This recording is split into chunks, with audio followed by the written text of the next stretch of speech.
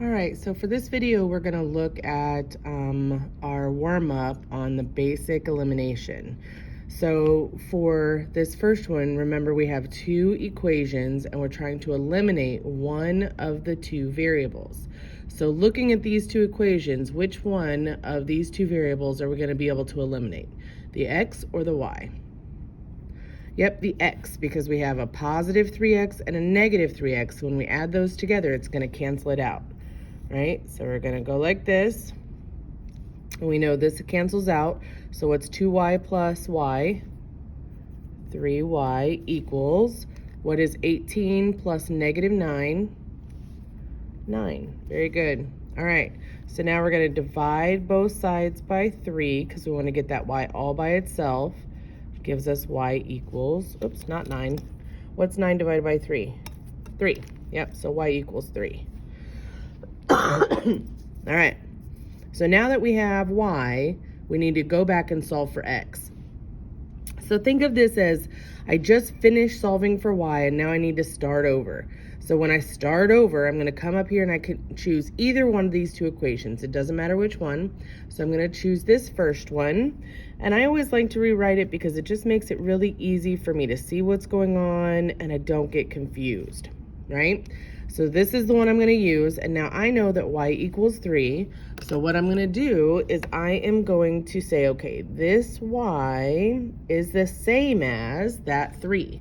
So I'm going to substitute that 3 in for that y. So 3x plus 2 times 3 equals 18, right?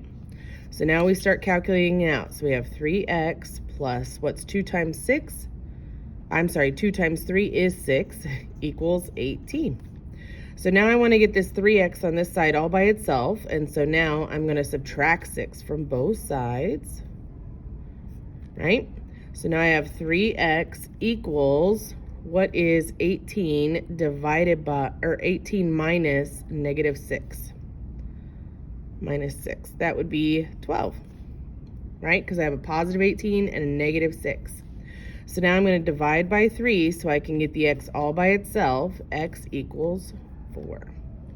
And remember, we put it in x comma y format. So what do? I put 4 comma 3. All right, and this is your final answer. Remember, when we do the quiz, you need to show everything, but that is your final answer. All right, we've got one more we're going to do. Remember, make sure you're trying this on your own before we do it together. That way you have a chance to see where you really need the help, okay? So pause the video and do it if you didn't do it already. All right, so looking at this same thing, I want to see, am I getting rid of the x or am I going to get rid of the y, right? Which one of these two variables can I eliminate? Well, in this case, I can't actually eliminate either of them the way it stands. So I need to change the signs in order to get this to eliminate, right? Because I have a y and a y, but they're both negative. So in order to get that to eliminate, I need to change the sign. So what I'm going to do is I'm going to multiply both sides of the second equation by -1. Now, why did I choose the second equation? Does it really matter which one I change the sign on? No, but the second equation had a lot of negatives in it, and so I know that it's easier for me to deal with positive numbers, so by changing the signs, I'm going to be able to change all that to positive.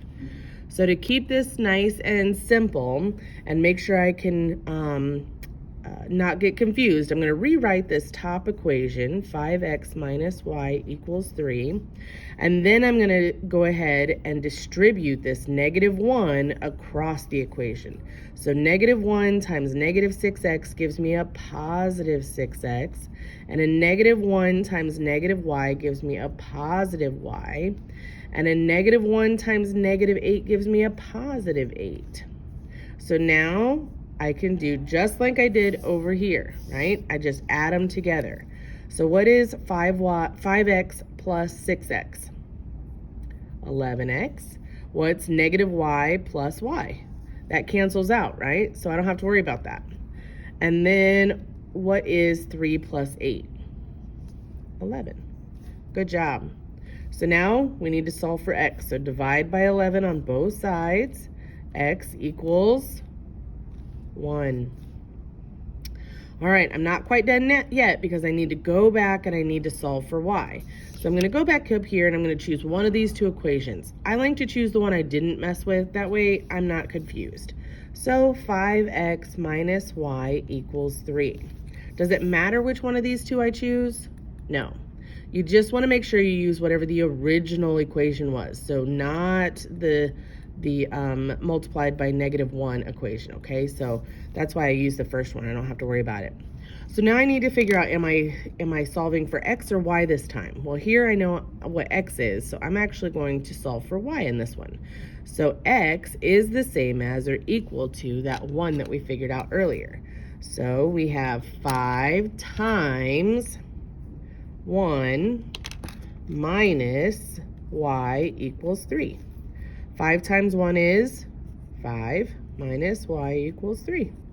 Now I want to get this y all by itself, so I'm going to subtract 5 from both sides.